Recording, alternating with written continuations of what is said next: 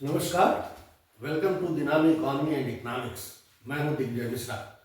इस चैनल पर आपको अर्थशास्त्र और इंडियन इकोनॉमी के हर एक क्यों और कैसे का जवाब दिया जाएगा। तो अगर आपको अर्थशास्त्र या इंडियन इकोनॉमी की कोई भी कंसेप्ट समझने में समस्या आ रही है तो निश्चित रूप से आप इस चैनल पर शेयर करें और आपको बेहतरीन ढंग से उस कंसेप्ट को समझाया जाएगा। आज के इस वीडियो में हम ये देखेंगे, समझेंगे कि क्लासिकल थ्योरी ऑफ एम्प्लॉयमेंट में मनी मार्केट का रोल क्या है। इसके पहले हमने वीडियो में देखा कि classical theory of output and employment में आउटपुट मार्केट में इक्विलिब्रियम कैसे होती है, लेबर मार्केट में इक्विलिब्रियम कैसे होती है और ये कैसे डिसाइड होता है कि कितनी मात्रा में आउटपुट प्रोड्यूस होगा। उन दोनों वीडियो के आधार पर हम ये निष्कर्ष निकालते हैं कि फुल एम्प्लॉयमेंट लेवल पर जो आउटपुट होगा वही आउटपुट प्रोड्यूस होगा। अब हम मनी मार्केट के रोल की बात इसमें करेंगे, समझेंगे कि मनी मार्केट का रोल क्या है। क्लासिकल थ्योरी ऑफ एम्प्लॉयमेंट जो है ये क्वांटिटी थ्योरी, जिसको हम क्यूटीएम कहते हैं, क्यूटीएम पर आधारित है। Quantity theory of money. Quantity theory of money में जो सबसे बड़ी बात है वो ये है कि इसमें जो फिशर है, फिशर इन्होंने माना है कि मनी का जो रोल है इकोनॉमी में वो केवल मीडियम ऑफ एक्सचेंज होता है, यानी मुद्रा के माध्यम से हम केवल लेन देन करते हैं, इसका और कोई काम नहीं होता है। यदि बाद में ऐसा माना गया और समझा गया कि मीडियम ऑफ एक्सचेंज के अलावा भी मनी कई प्रकार के काम करती है, जैसे स्टोर ऑफ वैल्यू का भी काम करती है, लेकिन फिलहाल क्लासिकल थ्योरी में ये माना गया कि मनी का काम केवल मीडियम ऑफ एक्सचेंज है, लेन देन का माध्यम है।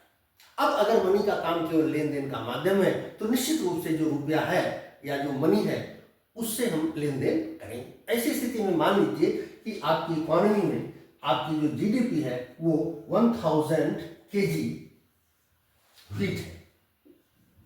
आपकी इकोनॉमी में 1000 किलोग्राम गेहूं पैदा होता है और इकोनॉमी जो मनी की मात्रा है वो 5000 रुपए, 5000 रुपए।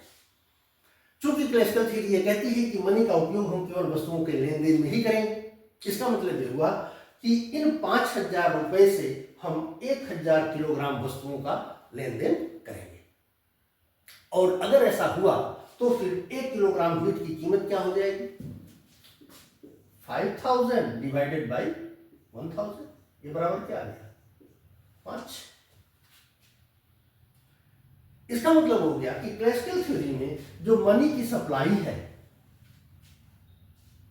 और जो मनी की डिमांड है मीडियम एक्सचेंज के लिए, वो दोनों किस प्रकार से बराबर होते हैं। यहां पर ये दोनों कैसे बराबर होंगे कि ये जो 5000 रुपए हैं ये बराबर हो गया 5 गुणे 1000।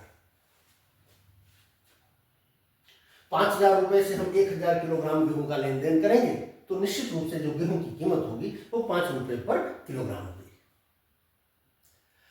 जो बात गेहूं के लिए लागू है यही बात अर्थव्यवस्था में सारी वस्तुओं के लिए लागू हो जाएगी।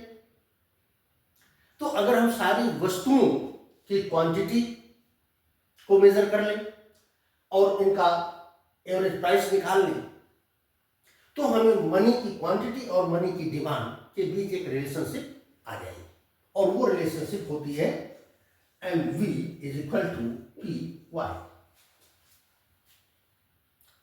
जिसको ये M जो है ये क्वांटिटी ऑफ मनी है, V वेलोसिटी ऑफ सर्कुलेशन है, P प्राइस लेवल है और Y देश की इनकम है। तो इक्वेशन का ये जो पार्ट है ये मनी मार्केट की सप्लाई साइड है, यानी कि इतनी सप्लाई मार्केट में है मनी की, और ये जो है ये डिमांड साइड है, ये जो है वो डिमांड साइड है। इस तरह से मनी की सप्लाई और मनी की डिमांड बराबर हो गई, यानी कि मनी मार्केट इक्विलिब्रियम में आ गई। तो फिशर के इक्वेशन या फिशर की क्वांटिटी थ्योरी के माध्यम से क्लासिकल्स ने मनी मार्केट में इक्विलिब्रियम स्टैब्लिश कर दिया। अब इसकी जो मूल बात है कि आखिर मनी की भूमिका क्या है। तो मनी की भूमिका हम इसी एग्जाम्पल से समझते हैं कि जो भी मुद्रा हमारे पास है, जो मनी है, इसके माध्यम से हम वस्तु का लेन देन करते हैं। दूसरे रूप में अगर ये बात हम कहें कि कोई भी वस्तु की गिवन मात्रा है, उसके सेल परचेज के लिए गिवन क्वांटिटी ऑफ मनी है, तो इससे हम वस्तु की कीमत का निर्धारण कर लेंगे।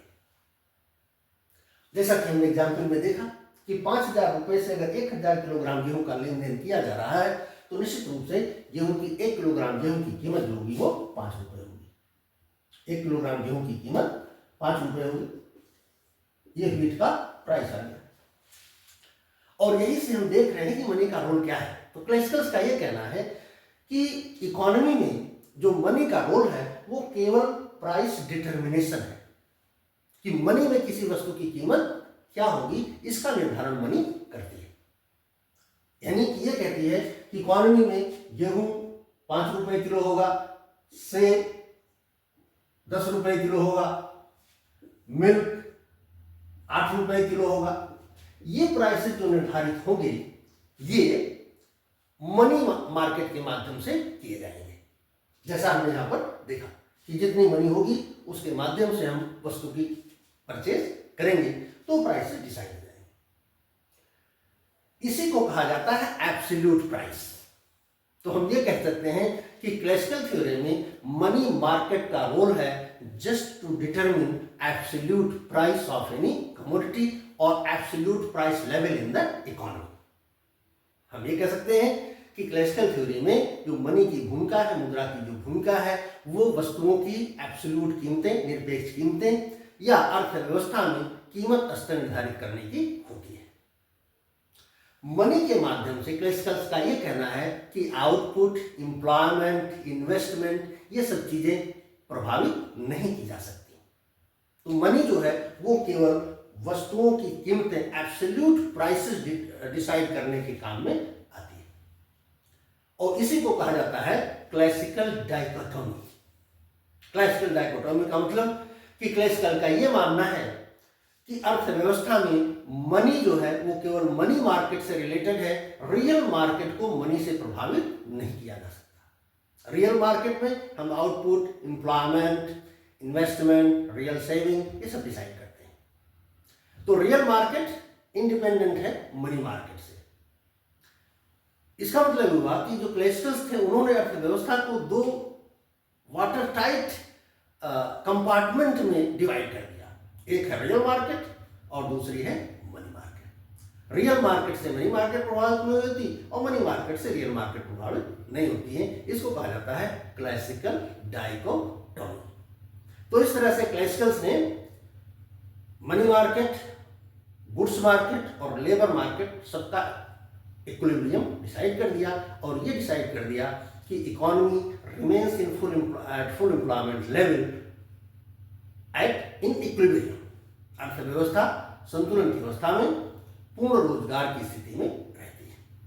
यानी कि पूर्ण रोजगार नहीं होगा तो अर्थव्यवस्था संतुलन में भी नहीं होगी। और इसी से इन्होंने ये निष्कर्ष निकाला कि क्लासिकल्स ने कि जो सप्लाई कर्व होता है, एग्रीगेट सप्लाई कर्व होता है, वो वर्टिकल होता है।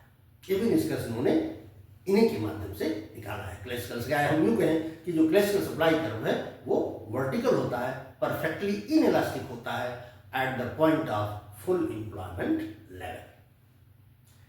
वीडियो पर अपनी राय दें। कोई बात समझ में ना आई हो तो आप कमेंट के माध्यम से हमें बताएं।